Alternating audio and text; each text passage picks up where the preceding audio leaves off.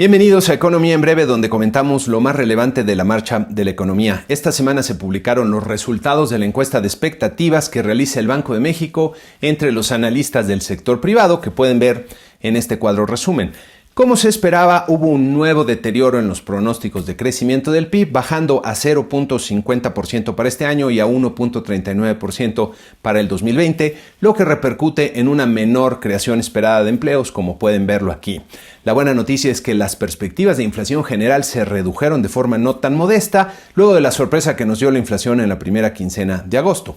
A contrapelo, los pronósticos para la inflación subyacente aumentaron levemente, tanto para este año como para el que sigue. Los pronósticos para el tipo de cambio al cierre del año aumentaron un poco, respondiendo a la presión que se registró en las semanas previas a la realización de la encuesta, mientras que para la tasa de interés de referencia monetaria se anticipan menores niveles. En esta siguiente gráfica podemos ver cómo ha evolucionado la percepción respecto al momento para realizar inversiones, deteriorándose considerablemente a partir de noviembre pasado, justo después de la decisión de cancelar el aeropuerto en Texcoco. Y aunque en agosto hay una mejoría leve, prevalece una gran mayoría que opina que es un mal momento para invertir. En esta siguiente gráfica quiero mostrarles un cambio importante que se ha dado sobre las perspectivas en México, nuevamente con datos de la encuesta. Aquí pueden ver cómo fue cambiando el pronóstico del promedio del mercado para el crecimiento esperado en el 2013 desde niveles cercanos al 3.5% cuando comenzaba a preguntarse este pronóstico a principios del 2012 y hasta que estuvo casi observado el dato. Ese año empezamos con algo de optimismo y luego, conforme avanzó el tiempo, se fue deteriorando. Vean lo que ocurrió en los siguientes 4 años, del 2014 al 2017, una tónica bastante similar, comenzando siempre en niveles por arriba del 3,5% y terminando muy por debajo. Me parece que en estos años se percibía que el potencial de crecimiento de la economía de México se ubicaba entre 3.5 y 4% y por eso los pronósticos tendían a regresar a esos niveles. Por cierto, dicen que una de las diferencias entre un optimista y un pesimista es que un pesimista es un optimista pero con experiencia. Y en esta gráfica parece que los analistas económicos fuimos bastante optimistas por varios años. Pero vean cómo cambiaron las cosas a partir del 2018 y cómo van los pronósticos para este año y para el 2020.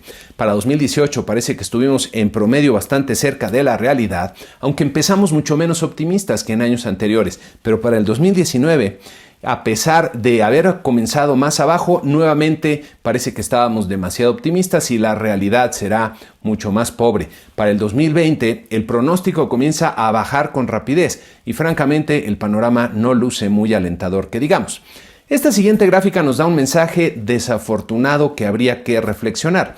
Aquí podemos ver el promedio de la expectativa de crecimiento para un horizonte de 10 años con un par de observaciones para cada año desde el 2014, que es cuando aparece esta pregunta en la encuesta de Banco de México. En 2014 pensábamos que el país podría crecer a una tasa promedio cercana al 4% real en los siguientes 10 años, cuando por cierto en ese entonces estaban incorporando los efectos esperados de las reformas estructurales que estaban en proceso. Luego esta perspectiva comenzó a bajar y a bajar hasta que en esta última encuesta de agosto se ubica apenas por arriba del 2%. Aún pensando que los analistas tenemos un sesgo optimista, como vimos en las gráficas anteriores, esta notable baja en las perspectivas de largo plazo nos dice que no vamos por buen camino. Esta semana participé en un evento de nuestros amigos de la Canadian Chamber y me llamó la atención un comentario que hizo Ari Elstein, el analista político invitado, más o menos como sigue y sin ser preciso en sus palabras. Mientras que otros países están elaborando planes para el futuro abordando conceptos como innovación, tecnologías digitales, computación cuántica, inteligencia artificial y energías renovables, aquí en México estamos hablando de construir refinerías, promover el autoconsumo y la tecnología del trapiche, de precios de garantía y de abandonar la obsesión neoliberal del crecimiento económico. Me hizo pensar que sería muy bueno darnos cuenta que nos estamos rezagando respecto al resto del mundo y posiblemente estamos perpetuando la pobreza que tanto lastima a nuestro país. En cuanto a los indicadores de la semana, la inversión fija bruta presentó malos resultados en el mes de junio y como podemos ver en esta gráfica, la inversión se está desplomando de forma acelerada, cayendo 8.8% real anual en este mes. El componente de maquinaria y equipo que pueden ver aquí se contrajo un dramático 14% real anual, sumando 8 meses seguidos con contracciones. La inversión en construcción en esta otra gráfica se contrajo 4.6% real anual, mostrando una caída menos pronunciada que la del previo mes de mayo. Aquí les pongo este cuadro del INEGI con las cifras desestacionalizadas, que son las que suelen reportar los medios y que en este caso arrojan la misma lectura que las cifras originales. Otro indicador relevante de la semana fue el consumo privado del mercado interior, que representa las compras de bienes y servicios que hacen los hogares en México y que en este cuadro del INEGI pueden ver en sus cifras desestacionalizadas con un crecimiento positivo de 0.7% respecto al mes previo. En este caso me parece que las cifras desestacionalizadas, que son estimaciones econométricas y a las que al ponerse en primer lugar en los reportes del INEGI son las que reportan los medios, nos arrojan una señal errónea de lo que está pasando con el consumo privado. En este siguiente cuadro también del INEGI, pero con las cifras originales, es decir, los datos duros, se observa un crecimiento marginal en la tasa real anual del consumo privado, destacando una contracción importante en las compras de bienes duraderos, tanto nacionales como importados, y tanto en el mes de junio como en todo el primer semestre. En esta gráfica se observa que en los últimos 3 meses el consumo privado prácticamente no creció en su tasa real anual, lo que es altamente inusual en una situación de crecimiento normal y más bien corresponde a una situación de recesión. En esta otra gráfica vemos que el crecimiento del consumo privado del primer semestre de este año ha sido el más bajo de la década. Tal parece que los consumidores se han vuelto extremadamente cautelosos en sus compras ante la gran incertidumbre que hay en el entorno. La marcada debilidad del consumo privado contrasta con la fortaleza que han mantenido las remesas que envían los trabajadores en el extranjero a sus familias en México y que en julio sumaron $3,270 millones con un crecimiento de 14.4% respecto a julio del 2018. En el entorno global, parece abrirse la posibilidad de que se realice una nueva elección anticipada en Reino Unido, que podría verse como un nuevo referéndum respecto al Brexit y evitar la salida de Reino Unido de la Unión Europea, lo que en mi opinión sería lo mejor que le podría pasar a Inglaterra, a Europa y de hecho al mundo. Luego de una conducción política altamente controvertida, el primer ministro británico Boris Johnson fracasó en sus intentos por asegurar las condiciones para una salida sin acuerdo con la Unión Europea, que me parece era su temeraria estrategia para conseguir un mejor acuerdo con los europeos. Luego de perder la marginal mayoría que tenía y de ser vapuleado en el Parlamento, Johnson quedó acorralado por una ley que se aprobó para pedirle a la Unión Europea un aplazamiento del Brexit si no se alcanza un acuerdo con ellos a mediados de octubre. Hay que recordar que los políticos pro-Brexit prometieron al pueblo británico que estarían mejor con la salida de la Unión Europea, pero ha quedado claro después de 3 años del proceso que no se ha encontrado una opción de salida que los lleve a esa mejoría y que una salida desordenada sería un desastre para el Reino Unido. Todavía hay muchas cosas que pueden pasar, pero ojalá que se imponga la cordura y la razón sobre las ilusiones populistas y proteccionistas de políticos sin verdadero liderazgo. Ojalá que en Reino Unido y en otros países alrededor del mundo aprendamos que siempre será mejor buscar la cooperación voluntaria entre las personas y los países para construir acuerdos que tratar de forzar las voluntades. Nuestro mundo necesita desesperadamente una mayor cooperación y mejor entendimiento y los líderes que promuevan justo esto.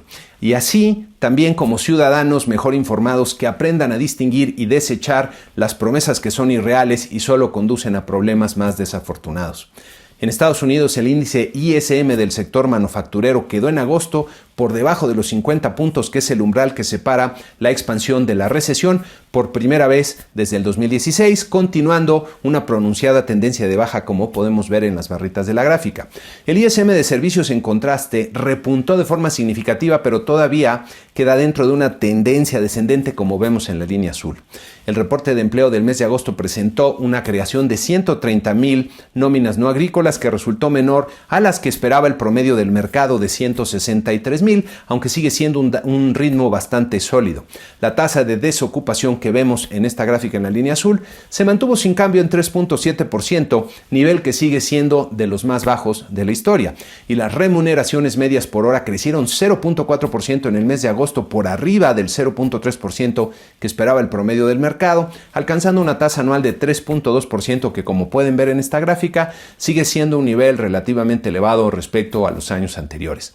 En este entorno, los mercados accionarios continuaron con una tendencia positiva, ganando 1.53% en el promedio de nuestra muestra de 10 índices que vemos aquí.